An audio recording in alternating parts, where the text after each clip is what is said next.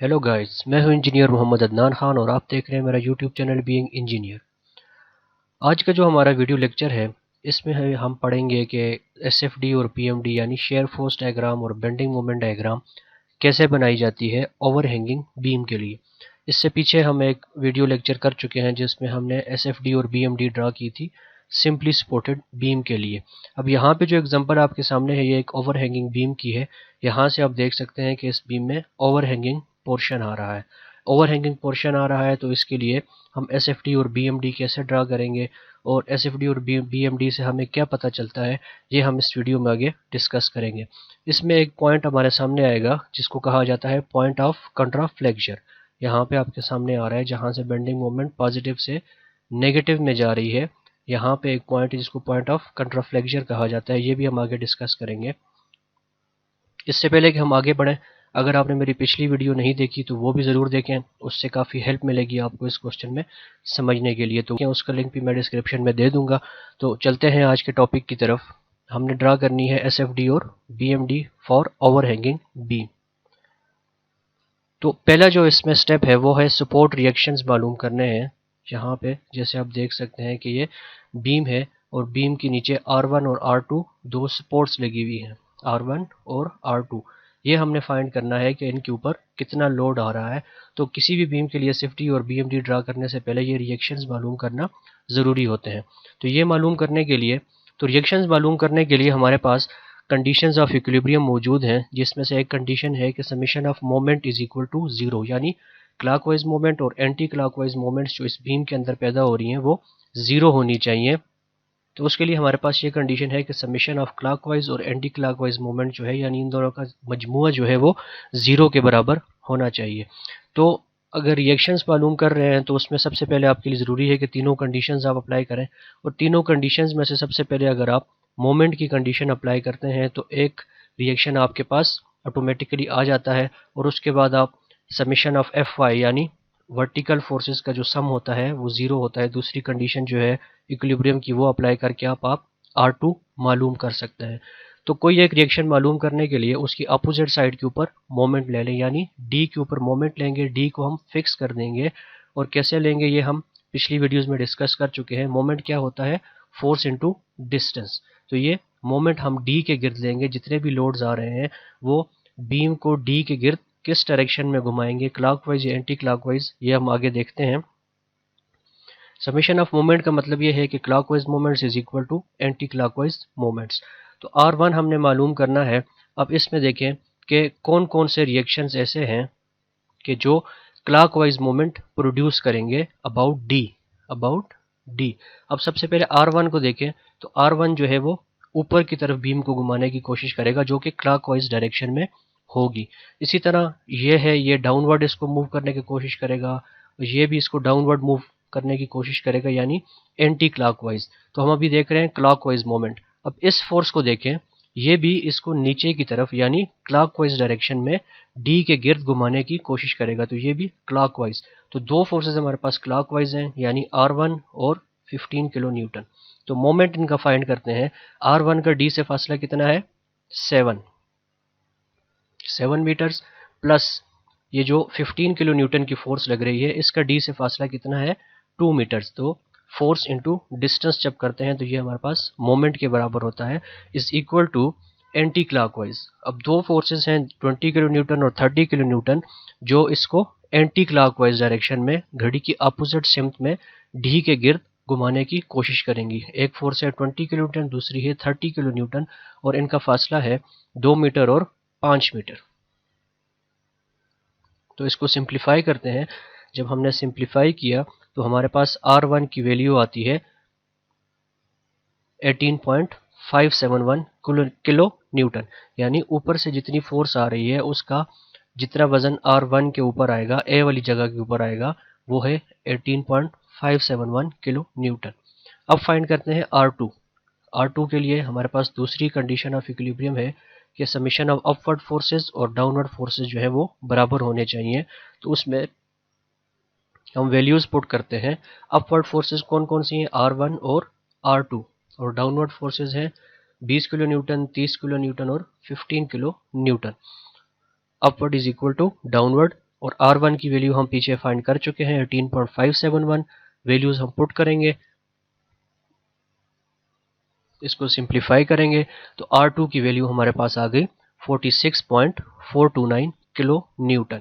यानी ये जो ओवर हैंगिंग पोर्शन है इस साइड के ऊपर हमारी ज़्यादा लोड आ रहा है, ज़्यादा फोर्स आ रही है।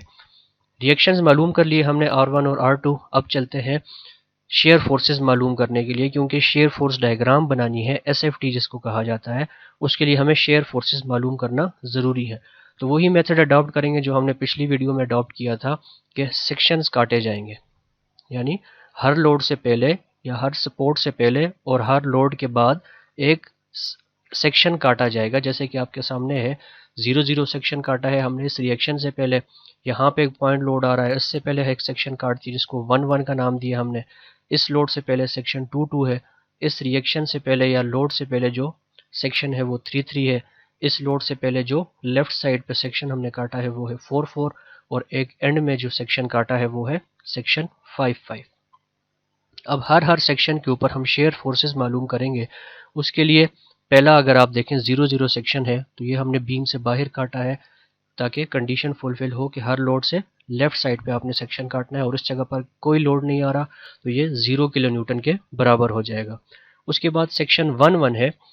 सेक्शन 1 देखें, अगर यहाँ पे हमने काटा हुआ है सेक्शन 1 सेक्शन 1 की लेफ्ट साइड पे सिर्फ एक ही लोड आ रहा है जो कि अपवर्ड है, तो इसको हम पॉजिटिव साइन के साथ लिखेंगे 18.571 किलो न्यूटन।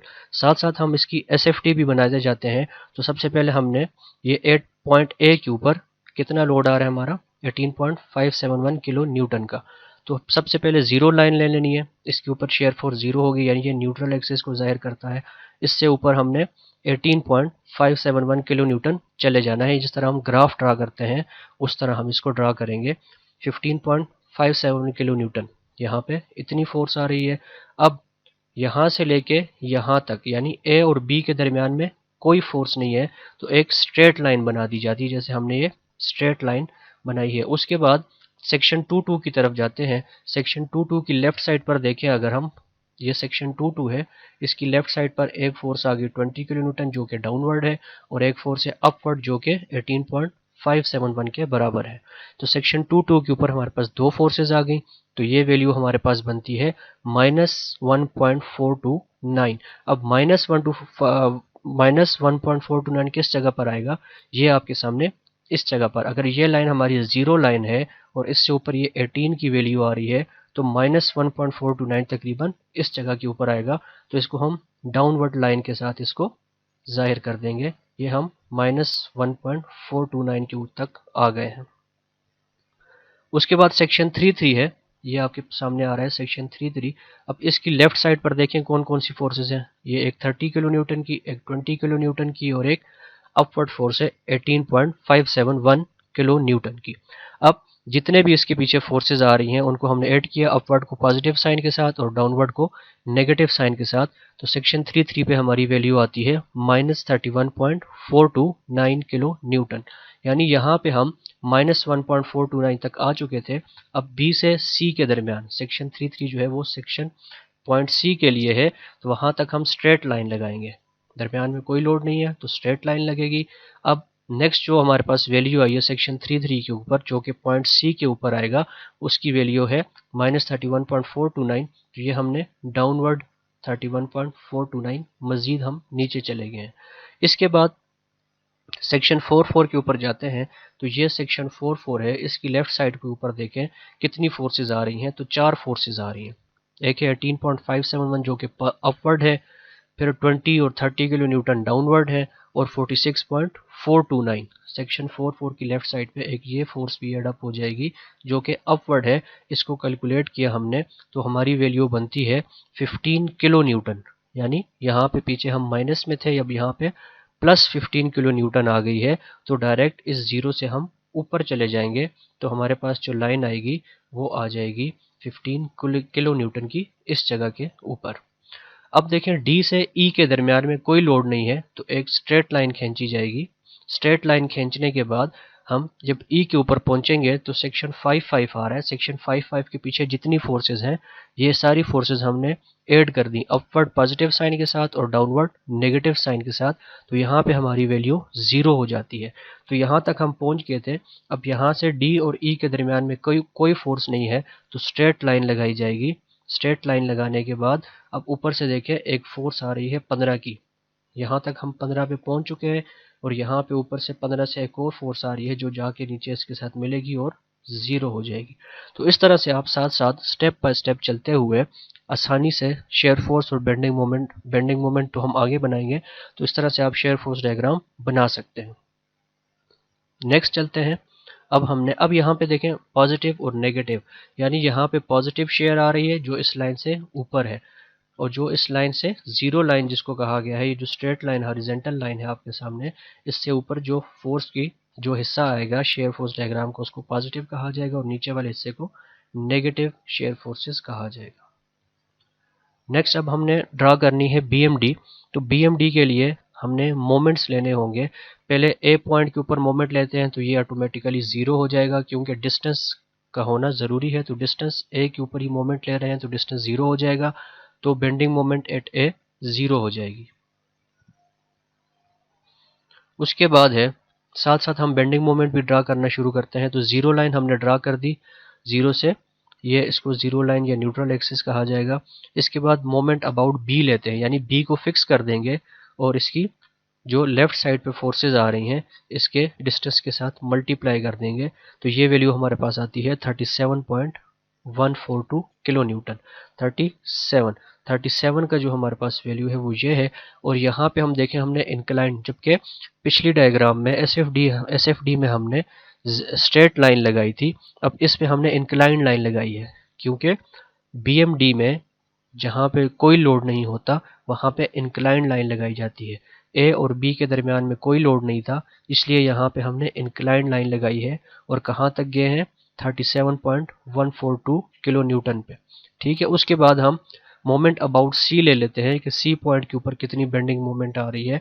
तो उसके लिए हमने सी को फिक्स कर दिया और ये जो दो लोड्स आ रहे हैं, एक क्लॉकवाइज है और एक एंटी क्लॉकवाइज है, इसके हमने मोमेंट्स लिए तो हमारे पास वैल्यू आती है 32.855 किलो न्यूटन। ये भी पॉजिटिव है लेकिन 37 से थोड़ी कम है तो ये इससे थोड़ा नीचे लाई करेगा। ये देखिए यहाँ पे 37 था तो यहाँ पे 32 आ गया और इंक्लाइंड लाइन से हमने इसको ड्रा किया है, स्ट्रेट लाइन नहीं लगाई। अगेन मैं आपको बता दूं कि जैसे हमने पिछली वीडियो में पढ़ा था कि एसएफडी और बीएमडी की वेरिएशंस कैसी होती हैं, तो वो वीडियो आप लाजमी देखें और उस स्लाइड को आप गौर से देखें। तो बीएमडी में जहाँ पे कोई लोड नहीं होता वहाँ पे इंक्लाइंड लाइन लगाई जाती है और 32.855 की वैल्यू तक हम आ चुके हैं। उसके बाद मोमेंट अबाउट डी लेते हैं, यानी डी साइड को हमने फिक्स कर दिया और इन तमाम लोड्स का मोमेंट ले लिया।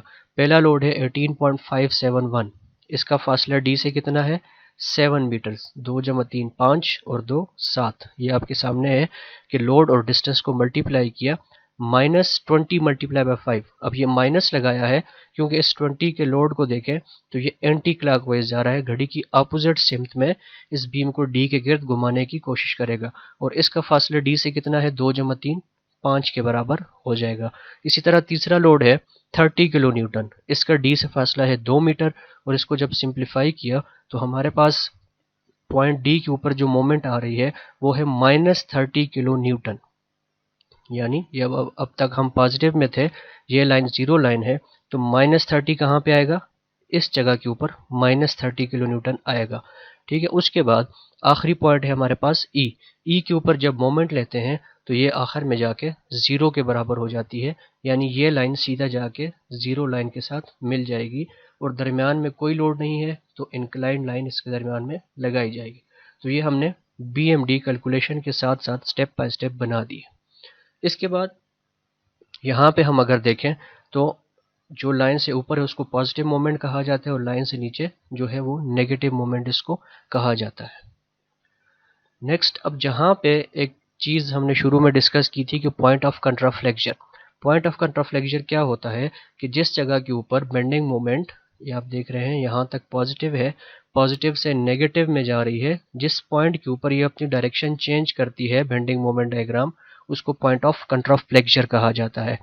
कहते हैं कि it is the point in the bending moment diagram where bending moment changes its sign from positive to negative और फ्रॉम नेगेटिव टू पॉजिटिव। या ये वो पॉइंट होता है, it is the point where no bending occurs, जिस point के ऊपर कोई बेंडिंग नहीं हुई होती है। इसको पॉइंट ऑफ ज़ीरो बेंडिंग भी आप इसको कह सकते हैं। अब ये पॉइंट यानी ये फासला जो है ये हम किस तरह मालूम कर सकते हैं, तो इसको हमने सेम टू सेम नीचे ड्रा किया है बीम के नीचे बेंडिंग मोमेंट डायग्राम को। तो ये पॉइंट हमारे पास आ रहा है बीम के अंदर जो कि पॉइंट ऑफ ज़ीरो बेंडिंग होगा या पॉइंट ऑफ कंट्राफ्लेक्चर जिसको कहा जाता है। अब इसका फासला डी से या ए से कितना है, ये हमने ये फासला मालूम करना है। तो उसके लिए हम क्या करते हैं, सपोज करते हैं कि ये जो फासला बन रहा है इसको हम एक्स का नाम दे देते हैं। यानी ये जो पॉइंट है जिसके ऊपर पॉइंट ऑफ कंट्राफ्लेक्चर जिसको हम कह रहे हैं उसका फासला सी से एक्स है। तो बाकी जो फासला बचेगा वो कितना हो जाएगा, एक्स प्लस 5। तो ये टोटल जो फासला हो जाएगा ए से लेके इस रेड लाइन तक जो कि पॉइंट ऑफ कंट्राफ्लेक्चर है, ये फासला हो जाएगा x प्लस 5। अब इस पॉइंट को मालूम करने के लिए यानी x को मालूम करने के लिए हम क्या करेंगे कि ये जो पॉइंट P है इसके ऊपर हम मोमेंट ले लेंगे, यानी इस पॉइंट को फिक्स कर देंगे और बाकी लोड्स इसके गिर्द क्लॉकवाइज या एंटी क्लॉकवाइज इसको घुमाने की कोशिश करेंगे। तो इसके ऊपर हमने मोमेंट लेना है, तो उसके लिए पहली फोर्स जो हमारे पास आ रही है वो है 18.571 जो कि बीम को क्लॉकवाइज घुमाने की कोशिश करेगा इस पॉइंट ऑफ कंट्राफ्लेक्चर के ऊपर। तो इसका फासला यहाँ से कितना है, x प्लस 5। पहली फोर्स का फासला रेड लाइन से x प्लस 5 के बराबर है।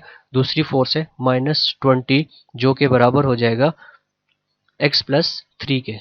ये x है और ये फासला c से 3 है, तो c से b का फासला x प्लस 3 के बराबर हो गया -30।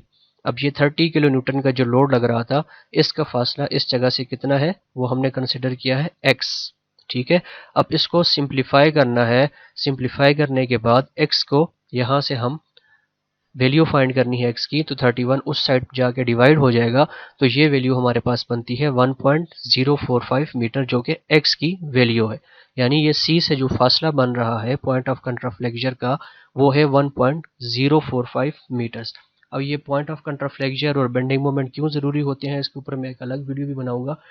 थोड़ा सा आपको बता देता हूँ कि हमें रीइंफोर्समेंट जब हम डिज़ाइन कर रहे होते हैं तो उसके लिए हमें चाहिए होती है कि यहाँ पे हमने पॉजिटिव रीइंफोर्समेंट अप्लाई करनी है या नेगेटिव रीइंफोर्समेंट अप्लाई करनी है।